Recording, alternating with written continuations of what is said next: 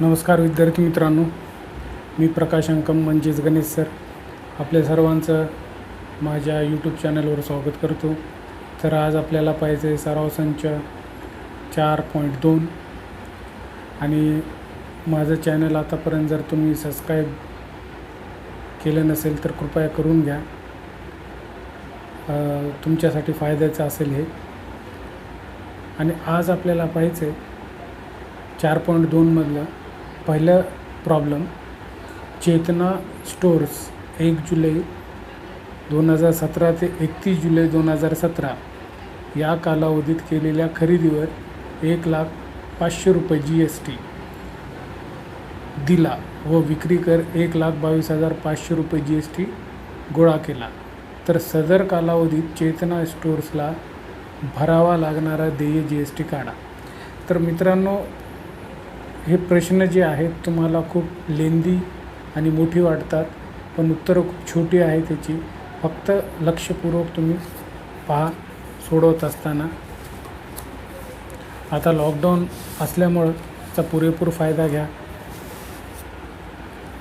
तर ह्याच्यातलं पहिलं प्रॉब्लेम आपलं जे आहे, चेतना स्टोर्स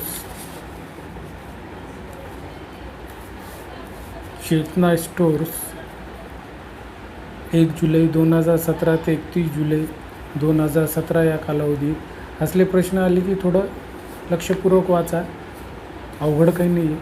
पहा, तर सुरुवातीला आपण लिहायचं चेतना स्टोअर्स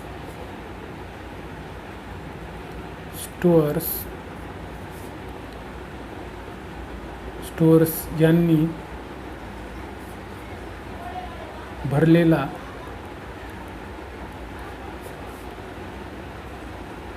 टॅक्स क्रेडिट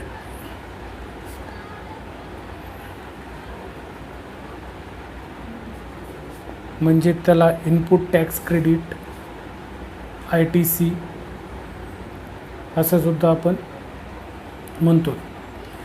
तर किती भरलं त्यांनी?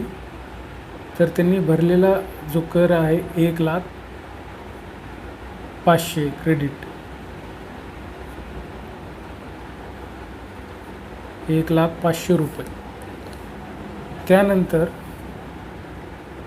खरेदीवर 1,05,000 GST व विक्रीवर 1,22,500. त्यानंतर विक्रीवर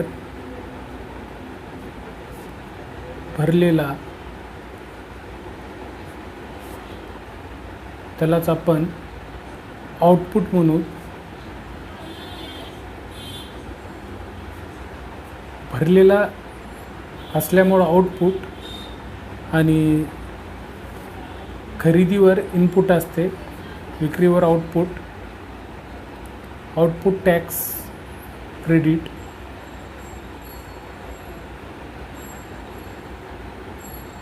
म्हणजेच OTC,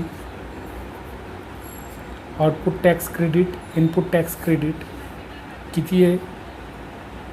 1,22,500.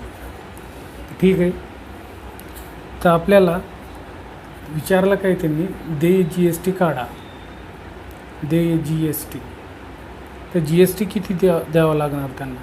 तर अशा वेळेस आउटपुट क्रेडिटमधून इनपुट क्रेडिट वजा करायचं बस. म्हणजेच OTC मधून ITC वजा करायचे. खूप सोपी गणित आहे. म्हणजेच 1,22,500 मधून 1,05,000 मायनस करायची.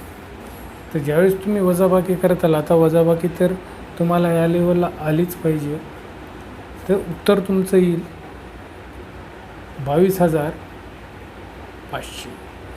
तर त्यांना देय GST किती आहे? 22,500.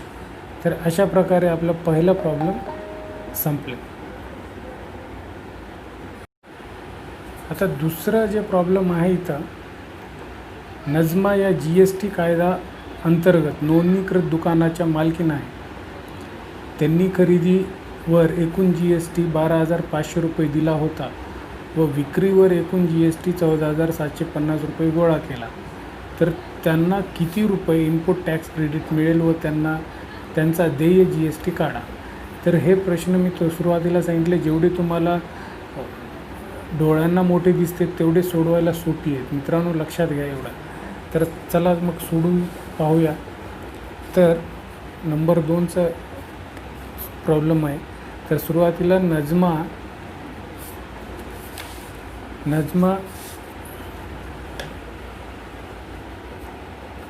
नजमा यांनी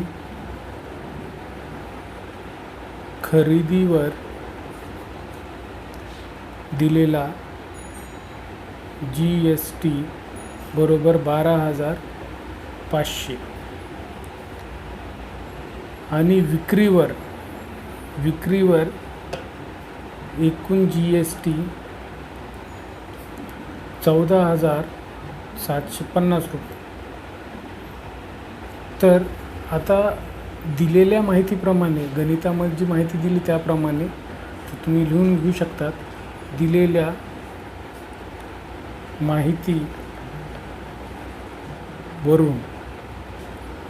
माहितीवरून इनपुट क्रेडिट किती आहे खरेदीवर, म्हणजेच इनपुट क्रेडिट जे आहे ते 12,500 आणि विक्री म्हणजेच आउटपुट किती आहे त्यांचं, आउटपुट क्रेडिट 14,750.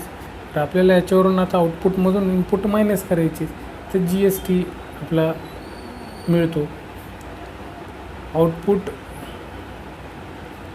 क्रेडिट वजा आउटपुट टॅक्स आहे. इथं आउटपुट टॅक्स वजा इनपुट टॅक्स. तर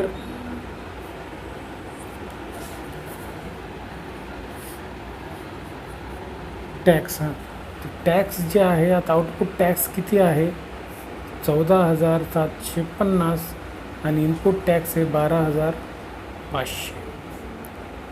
तर उरतात किती, तुम्ही वजाबाकी पहा करून. 14,750 वजा 12,500 0 5 2 2 0 म्हणजेच 2,750 आणि 500 12,500 हे 5 2,000. तर त्यांना GST टॅक्स द्यावं लागेल 2,250. तर देय GST बरोबर 2,250. 2 नंबरचा प्रश्न संपलेला मित्रांनो. खूप सोपी आहेत प्रॉब्लेम. आता आपल्याला पाहायचे 3 नंबरचा प्रश्न. तर 3 नंबरचं जे गणित आहे ते सुद्धा दिसायला खूप मोठं आहे, पण घाबरू नका मित्रांनो, आपण त्याला सोपं करून सोडवूया. आमिर एंटरप्राइजेसने चॉकलेट सॉसच्या बाटल्या खरेदी करताना 3,800 रुपये GST भरला आणि त्या अकबरी ब्रदर्सला विकताना 4,100 रुपये GST गोळा केला. मयंक फूड कॉर्नरने अकबरी ब्रदर्सकडून त्या बाटल्या 4,500 रुपये GST देऊन विकत घेतल्या. तर प्रत्येक व्यवहारात देय GST काढा. त्यावरून प्रत्येकाला भरावा लागणारा केंद्राचा देय कर CGST व राज्याचा देय SGST काढा. तर हे कसे, आमिर एंटरप्राइजेसने चॉकलेट सॉसच्या बाटल्या खरेदी केल्या म्हणजे इनपुट, GST भरला आणि ह्यांना विकला म्हणजे आउटपुट झाला, आउटपुट क्रेडिट. आणि मयंक फूड कॉर्नरने परत अकबरी ब्रदर्सकडून त्या बाटल्या घेतल्या म्हणजे सुरुवातीला आमिर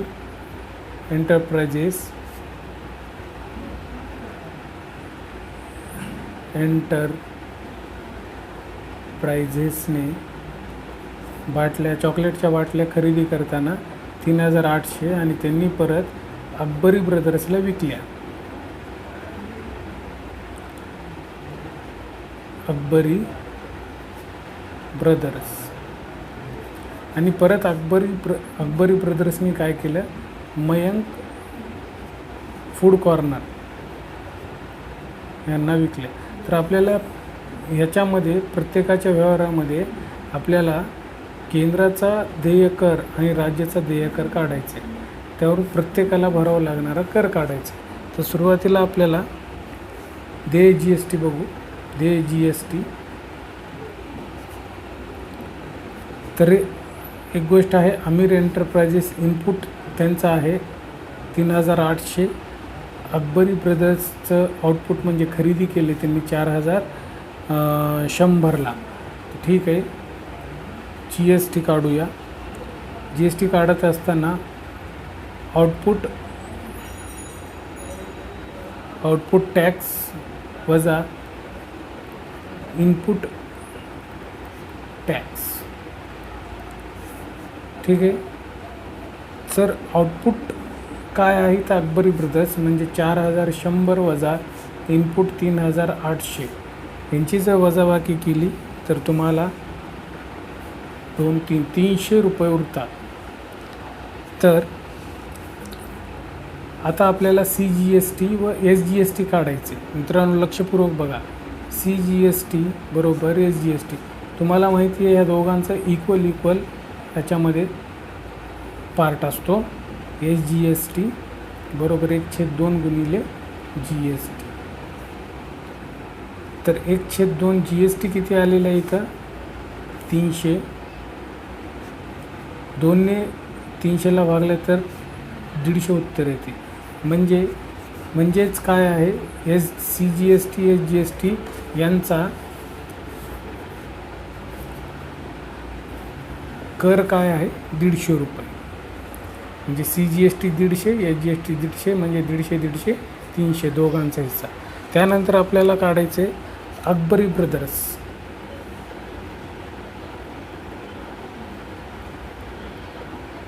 अकबरी ब्रदर्स आता अकबरी ब्रदर्सचं काढत असताना सुरुवातीला आपल्याला आउटपुट